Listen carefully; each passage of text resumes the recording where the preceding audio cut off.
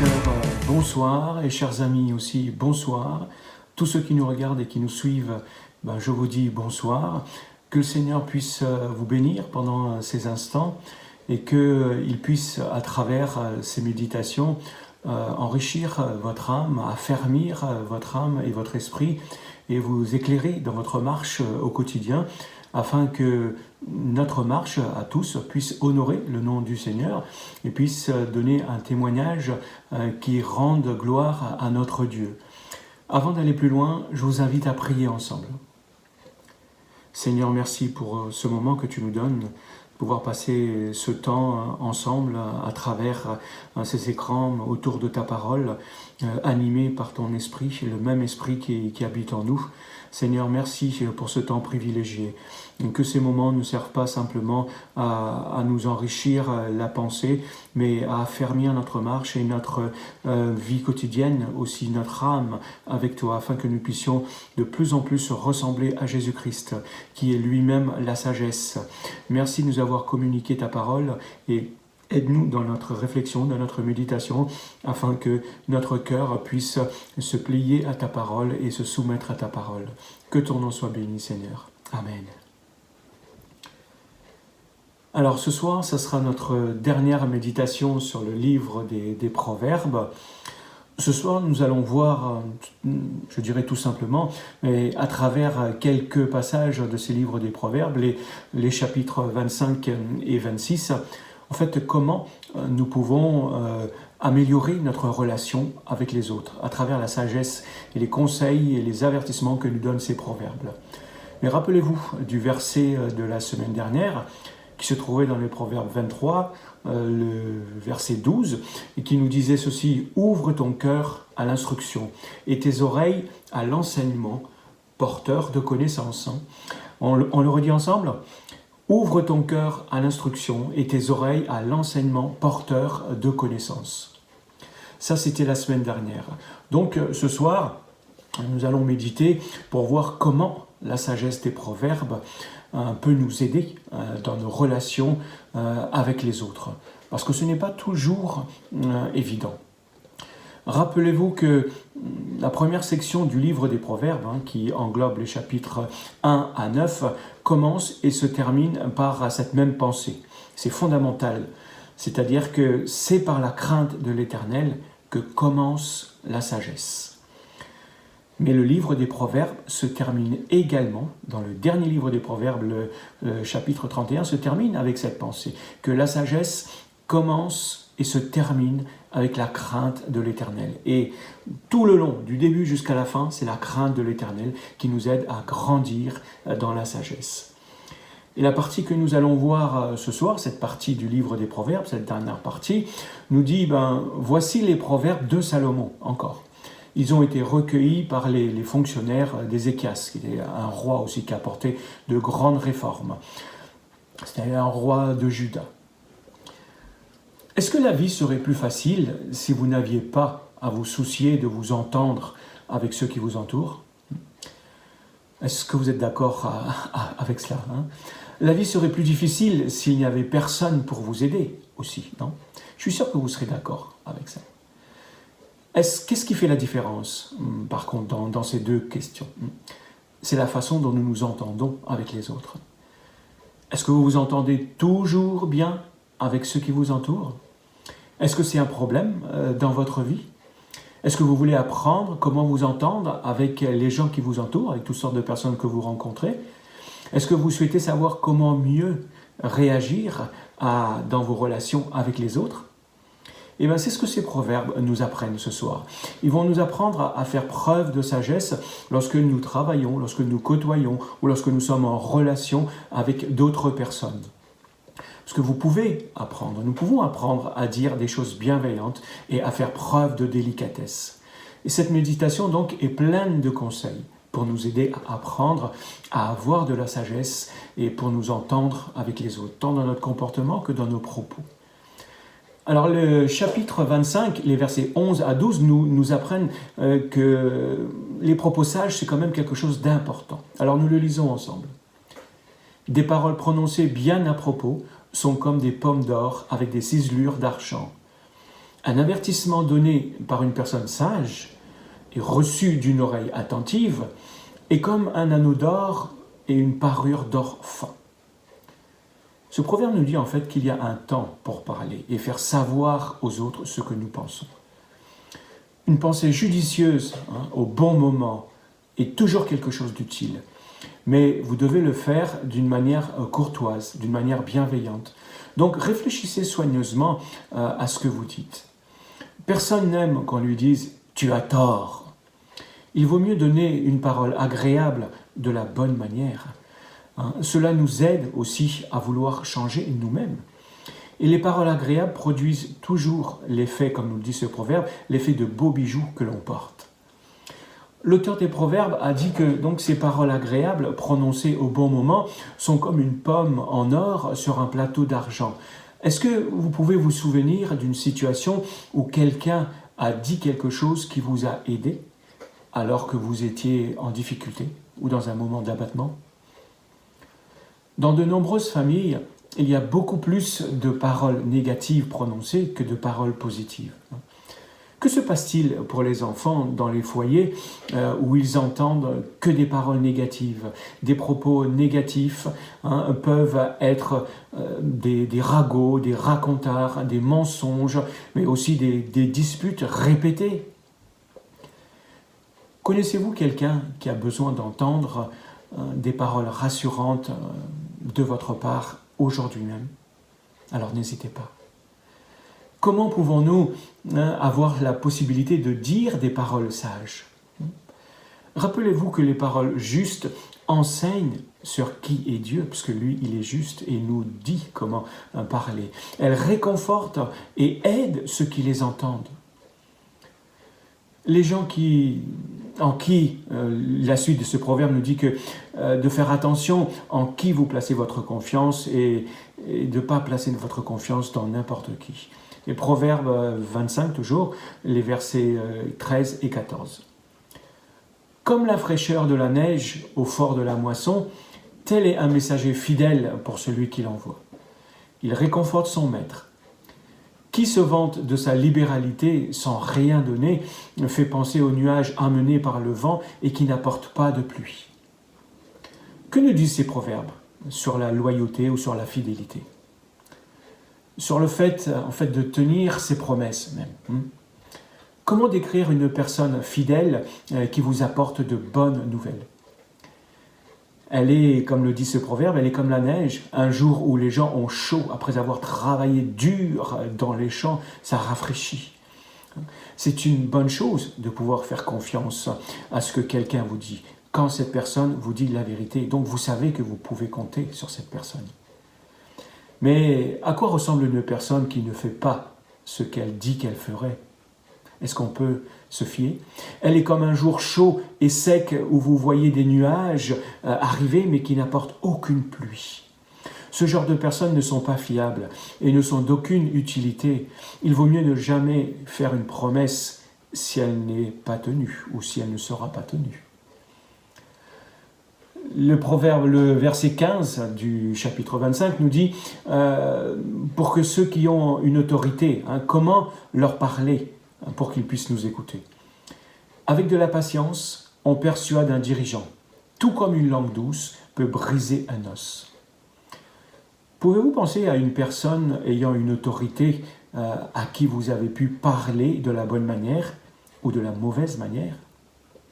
Pouvez-vous penser à une situation où vous auriez aimé utiliser les conseils de ce proverbe et ne pas l'avoir fait à propos de quelqu'un qui avait une autorité sur vous? Nous connaissons tous des gens qui ont une autorité sur nous, dans toutes les sphères, depuis la maison jusque dans la société. Si vous êtes à l'école, le professeur vous dit ce que vous devez faire. Si vous êtes un enfant, et ce sont vos parents qui vous demandent ce que vous avez à faire. Si vous montez dans un avion, par exemple, le commandant peut vous demander d'ouvrir votre valise pour vérifier ce qu'il y a dedans, ou même d'enlever vos chaussures pour inspecter s'il n'y a pas quelque chose de dangereux. Si vous faites un excès de vitesse sur la route, les autorités de l'ordre, un policier peut vous arrêter et vous demander des comptes. Donc, si vous êtes calme et amical, patient et attentionné, vous pourrez influencer une personne qui a une autorité sur vous et vous serez écouté.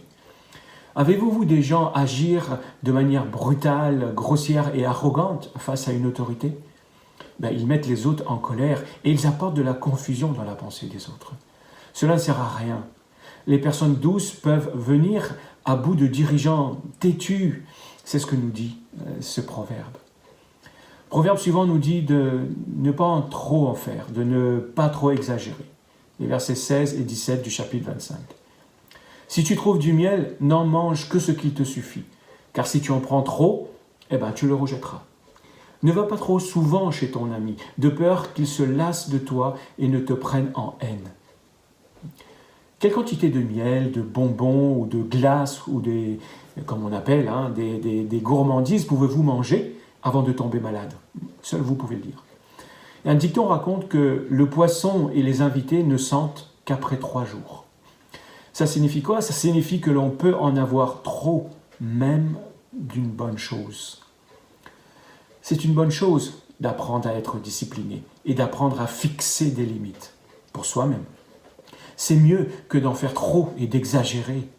J'aime personnellement le miel, mais si j'en mange trop, je vais tomber malade. Donc nous devons apprendre quand il y en a assez, quand nous en avons assez, quelles sont nos limites. Et je suis persuadé que ce proverbe peut vous aider dans beaucoup de domaines dans votre quotidien. La suite nous dit, ou plutôt nous met en garde contre les personnes fourbes. Les versets 18 à 19 du chapitre 25. L'homme qui porte un faux témoignage contre son prochain est comme une massue, une épée et une flèche acérée. Se fier à un homme déloyal au jour du malheur, c'est comme se fier à une dent branlante ou à un pied chancelant. Donc, quels sont nos rapports avec les personnes qui agissent de la sorte, tels que nous venons de le décrire dans ces versets? Mais comment aussi leur manifester de la bienveillance?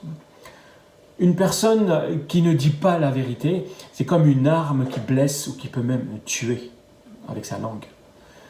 C'est difficile lorsqu'une personne rapporte quelque chose qui n'est pas vrai ou juste sur vous. C'est difficile à entendre et difficile à supporter.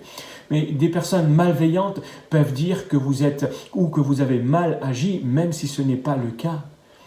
Ces personnes sont comme une dent en mauvais état, ou une dent pas en bonne santé, ou un pied qui n'est pas stable. À un moment donné, ça va vous faire très mal et vous causer beaucoup de tort. Ne vous approchez pas de ces personnes et ne vous fiez pas à ce qu'elles disent. Le verset 20 du chapitre 25 nous dit par contre de penser aux autres en adaptant nos paroles à leur situation.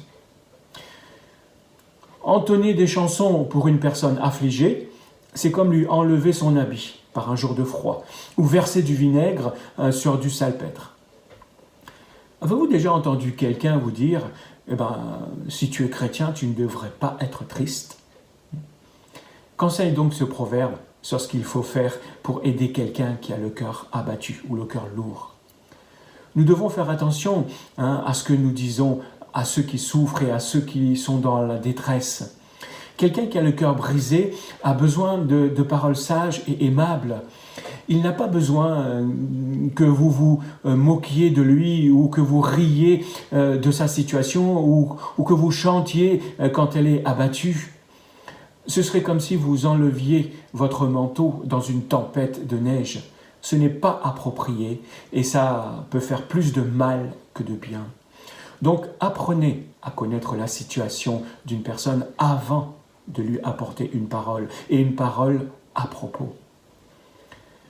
Les versets 21 à 23 du chapitre 25 nous disent en fait comment nous devons traiter notre ennemi. Si ton ennemi a faim, donne-lui à manger. S'il a soif, donne-lui à boire. Ce sera comme si tu mettais des charbons ardents sur sa tête, et l'Éternel te le rendra. Une langue dissimulatrice engendre des visages irrités, aussi sûrement que le vent du nord enfante la pluie. Est-ce qu'il est facile de ne pas se sentir fier si l'on met en pratique ce qui est dit dans ces versets? Quelle est la meilleure façon d'aider quelqu'un qui n'est pas agréable avec vous? À un moment donné, notre vie, dans notre vie même, nous pensons tous à faire du mal à une personne qui nous a fait du mal. Nous pensons à lui rendre ce mal. Mais parfois, notre ennemi peut devenir notre ami si nous le traitons avec bienveillance. C'est ce que nous dit aussi ce proverbe.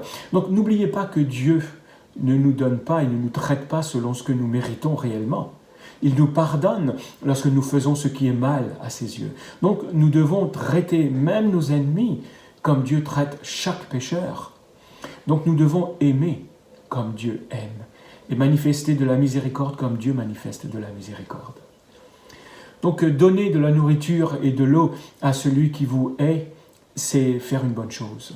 Parce que les mauvaises paroles adressées à votre ennemi sont comme une pluie froide. Cela ne fait qu'empirer les choses dans la situation. Et lorsque vous agissez bien, par contre, envers votre ennemi, il pourrait toujours être votre ennemi, mais Dieu vous honorera. Donc passons au chapitre 26, les versets 18 à 28, et qui nous exhorte par plusieurs versets à surveiller nos paroles et nos propos. Comme un fou qui lance des traits enflammés et des flèches, sommant la mort autour de lui, tel est un homme qui trompe son prochain et qui ensuite, il dit, c'est pour plaisanter. Quand il n'y a plus de bois, le feu s'éteint. Quand il n'y a plus de calomniateurs, la querelle s'apaise. Les charbons donnent de la braise, le bois alimente le feu, et l'homme querelleur attise la querelle. Les médisances sont comme des friandises. Elles descendent jusqu'au tréfonds de l'être. Comme un vernis sur de l'argile, des paroles chaleureuses peuvent cacher un cœur malveillant. Celui qui a de la haine peut donner le change par ses propos. Au fond de lui-même, il est rempli de duplicité. S'il tient des propos bienveillants, ne te fie pas à lui, car son cœur est plein de pensées abominables. Il a beau déguiser sa haine sous des apparences trompeuses, sa méchanceté finira par apparaître aux yeux de tous. Qui creuse une fosse, y tombera lui-même, et la pierre revient à celui qui la roule. Celui qui raconte des mensonges est celui qu'il blesse, et avec des paroles flatteuses, on cause la ruine de quelqu'un. Quand vous étiez enfant, ou même peut-être adulte, vous souvenez-vous d'avoir entendu des paroles qui vous ont blessé et qui vous ont marqué? Des blagues ou des paroles stupides peuvent être comme une flèche. Les blagues qui se moquent des autres peuvent être comme un fer que l'on marque sur votre cœur et qui vous reste pendant longtemps. Personne ne veut être entouré d'une personne qui est toujours en train de calomnier les autres. Et qui est... si vous le faites, c'est que vous aimez ces personnes et que vous voulez lui ressembler. Les personnes qui parlent des autres sont souvent malheureuses au fond de leur cœur. Ils ne trouvent de la joie que lorsqu'ils peuvent dire quelque chose de mauvais à l'égard des autres. Donc ne soyez pas comme ces personnes-là. Éloignez-vous d'eux. Parce qu'un feu s'éteindra s'il n'y a pas de bois à brûler. Et il en va de même pour tout ce qui est ragot et racontard. Si vous ne répétez pas les paroles que vous avez entendues sur les autres, les ragots cesseront. Les ragots, c'est quoi? Ce sont comme de la nourriture qui entre dans votre corps et qui y reste. Vous ne pouvez pas les oublier. Ils sont gravés dans votre pensée. Vous ne pouvez pas vous en débarrasser aussi facilement. Donc, demandez-vous, si je raconte cela à quelqu'un d'autre, est-ce que cela va aider ou est-ce que cela va nuire à la personne dont il s'agit? Si cela n'aide pas, même si c'est vrai, alors ne dites rien et taisez-vous. Donc ces proverbes, les versets 23 à 28, nous donnent l'image d'une personne qui ne dit pas la vérité. Et cette personne peut prétendre aimer quelqu'un, mais elle le déteste au fond de son cœur. Elle peut même dire des propos qui ne sont pas justes, des propos qui sont masqués. Peut-être désire-t-elle paraître meilleure qu'elle ne l'est vraiment, ou bien elle ment pour sortir de ses problèmes, ou pour parvenir à être mieux considérée. La personne qui ment ne peut pas cacher la vérité pour toujours. Les gens finiront par apprendre la vérité. Et le verset 23 dit même que, comme un vernis sur de l'argile, des paroles chaleureuses peuvent cacher un cœur malveillant. Ça veut dire quoi? Ça veut dire que l'éclat du vernis n'est qu'un enrobage superficiel qui brille et qui donne l'impression du beau, mais qui masque les imperfections qui se trouvent sur le vase d'argile, qui peut-être est fêlé, qui est même prêt à se rompre. Les personnes qui parlent beaucoup mettent beaucoup de vernis sur leurs idées et dans leurs propos. Donc c'est comme une personne qui déteste quelqu'un, alors que ses lèvres disent des choses sympas à son propos. Personne ne doit le croire quand il dit des propos agréables, parce que son cœur est dans le faux. Donc qu'est-ce qu'un mensonge? Le verset 28 nous dit qu'un mensonge est équivalent à de la haine. Les personnes qui mentent veulent nuire, veulent faire du mal aux autres. Ils veulent les écraser. Ce n'est pas le genre de discours qu'une personne sage utilise, et ce n'est même pas dans ses pensées. C'est aussi un mensonge de dire des choses auxquelles on ne croit pas. C'est toujours agréable d'entendre de bonnes choses sur soi, mais il faut que cela soit vrai. Il faut que la personne le pense réellement. Donc, ces enseignements que nous avons tirés des proverbes nous enseignent qu'il est important d'être une personne intègre dans ses propos. Il est important de dire des bonnes paroles, mais de le dire avec un cœur honnête et sans arrière-pensée. Et cela demande beaucoup de sagesse pour nous entendre avec les autres. Ce n'est pas évident et nous n'arrivons pas toujours du premier coup.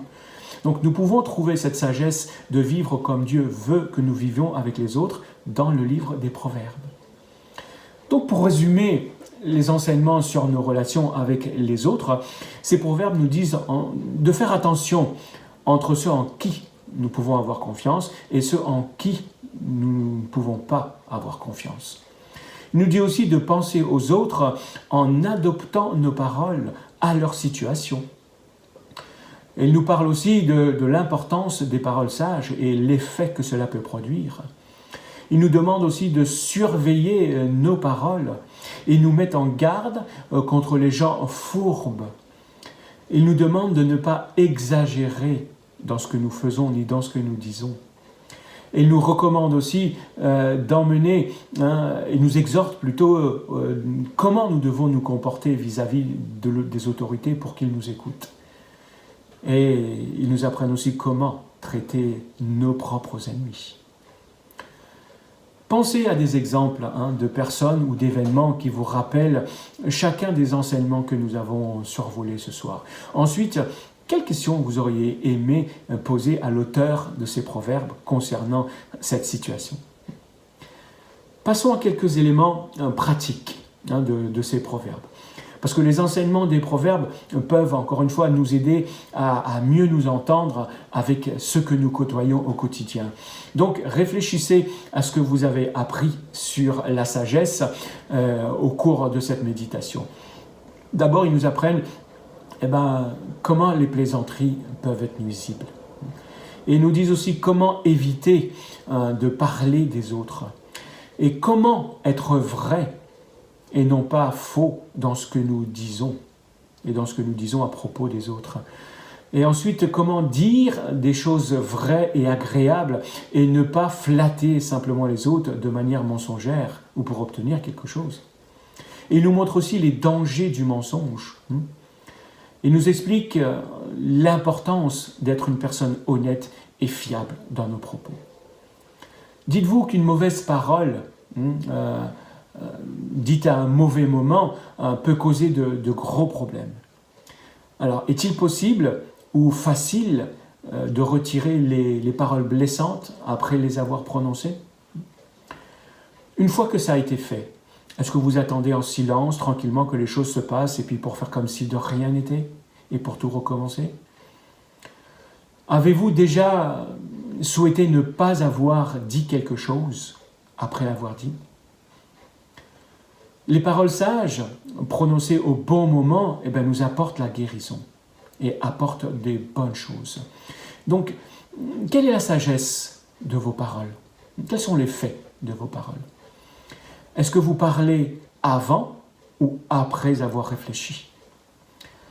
Les autres personnes peuvent-elles vous croire lorsque vous dites que vous allez faire quelque chose? Est-ce que vos paroles sont fiables?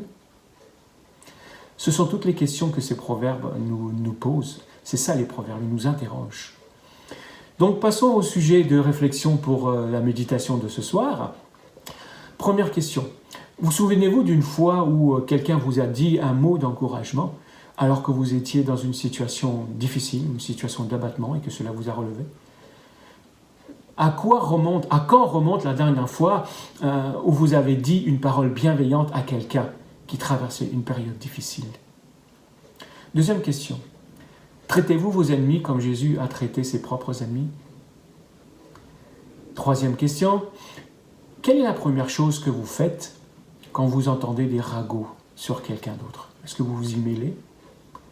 À quelle vitesse les médisances peuvent-elles circuler sur les réseaux sociaux? Est-ce que vous y accordez du crédit? Pensez-vous, quatrièmement, que les gens pratiquent le mensonge plus souvent et plus facilement que presque tous les autres péchés? Pourquoi? C'était notre dernière méditation sur le livre des Proverbes ce soir, mais je vous encourage à poursuivre la lecture des Proverbes chaque jour, tous les jours.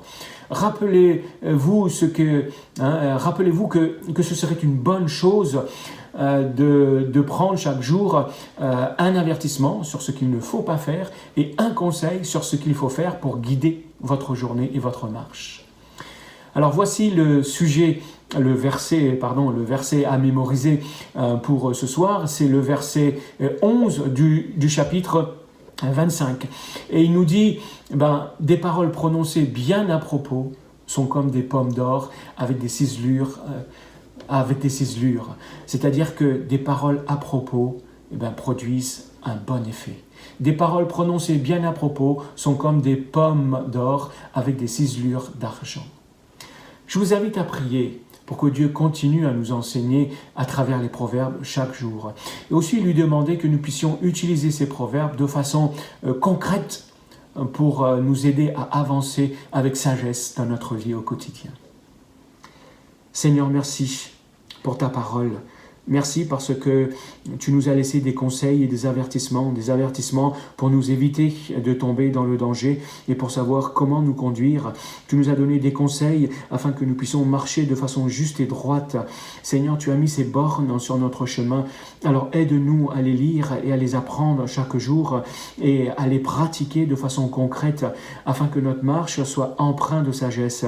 Aide-nous à les utiliser dans nos propos, dans notre comportement, afin que nos paroles soient bienveillante, afin que nos paroles produisent un bon effet, afin que notre comportement produise un bon témoignage. Merci parce que tu nous as tout donné afin de nous guider dans notre marche ici-bas. Ta parole est une lampe à nos pieds et une lumière sur notre sentier. Alors que cela, à travers les proverbes, puisse être vraiment concret et pratique dans notre vie. Merci Père. Amen. Que le Seigneur vous bénisse et vous accompagne. Et nous nous retrouverons la semaine prochaine pour une autre série de méditations tirées de la parole de Dieu qui est tout aussi bonne pour notre âme. À bientôt.